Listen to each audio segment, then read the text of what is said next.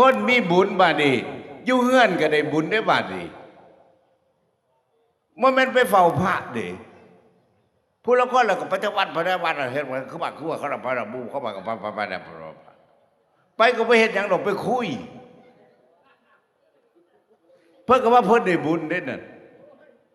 ถ้าไปวัดได้บุญหมาเขาวัดเพื่อก็ได้บุญเพื่อคือโตที่ท่านเนาะโง่พระโลจะว่าคนมีบุญมาสิญาผู้เฒ่าผู้มีบุญนั่นไปวัดดิกับผ้าเขาเห็นเบิดเด้บ่เว้าซื่อๆเด้จะสบอกแล้วว่าผ้าเห็นเด้อกึกยังก็เห็นเบิดเฒ่ามีบุญกินน้ำมูก็กินแต่บ่ขี้โลภ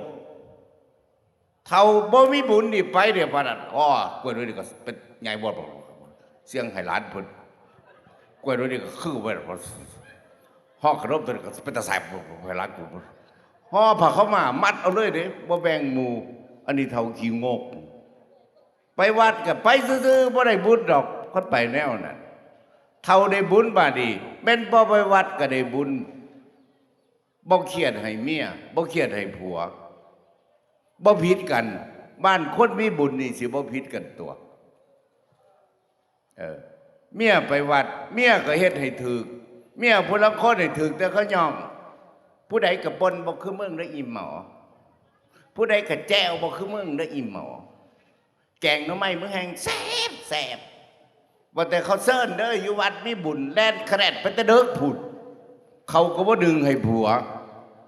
กับเขายังก็บ่เห็นผัวลูกขึ้นมาก็ได้มาดึงเขาเฮ็ดให้ลูกอ้อยจะได้จะผู้จักไปแต่เช้าเขาก็บ่ดึงยังก็บ่เบิดผัวจะหายในลังเถื่อไปตายบ่ตะดึกตะดื่นก็ไปวัดก็ฮู้อยู่ดอกว่าไปวัดไปคุมือคุเว้นเดี๋ยวมันสงสัยเดี๋ยวมันมักพระเดี๋ยววิพากษ์ว่าผิดกันเลยฮะนี่เมียเหตุบ่ถือฟังไว้ผู้ใดเหตุจังสิเศร้านะ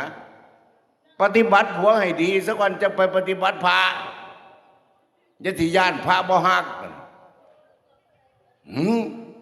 ผู้ละคนก็จอบเอาผัวพระอีกเรื่องบาด